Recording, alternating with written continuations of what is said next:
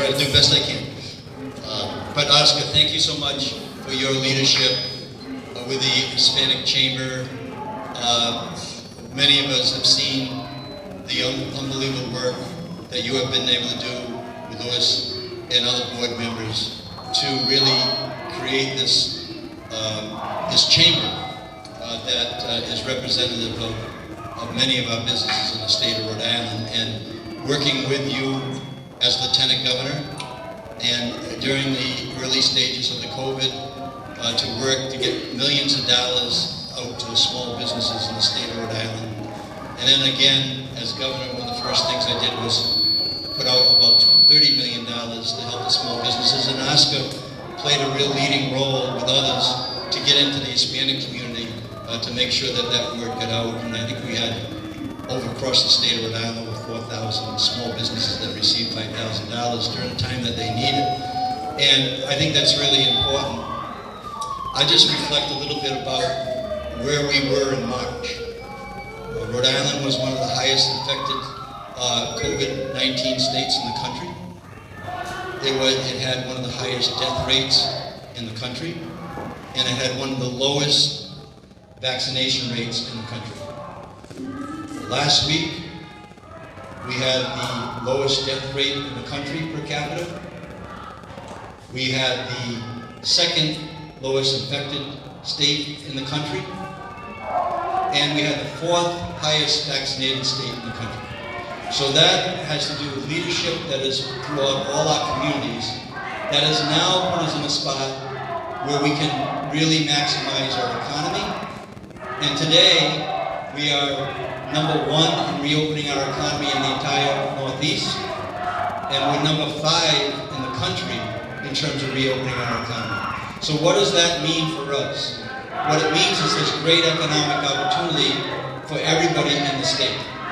And the Hispanic business community is a very important, integral part about our, not just recovery, but our expansion of the economy for all the families that live in the state and all the workers that live in the state. So it's not any secret that I'm really pushing very hard to get some of the federal funds out on the street. And inside of that effort, we've carved out a plan that not only gets money to the 39 cities and towns in ways that really matter, housing issues, child care issues, and business issues, small business in particular, but we also know that coming out of the pandemic, that many of our businesses have lagged behind, whether in capital or whether in terms of employment, in terms of work. We have identified clearly that even with the department that Tommaso Villano is heading up for us, that there's really a real need to hit the numbers that state law says that a certain amount of percentages of work need to go to minority-owned businesses, women-owned businesses. And we are very intentional about making that happen. If Tomas gets to speak, I'm sure he will tell everybody here what I tasked him to do and how he's very willing to do this. And it should not take long. It's just a simple math formula. I was asked by a couple of people, well, Jesus is going to take a long time. I said, no, this is not going to take a long time to follow the rules to get this percentage of work out on state contracts to minority-owned businesses and also women-owned businesses. We know that it's critical to our state's recovery.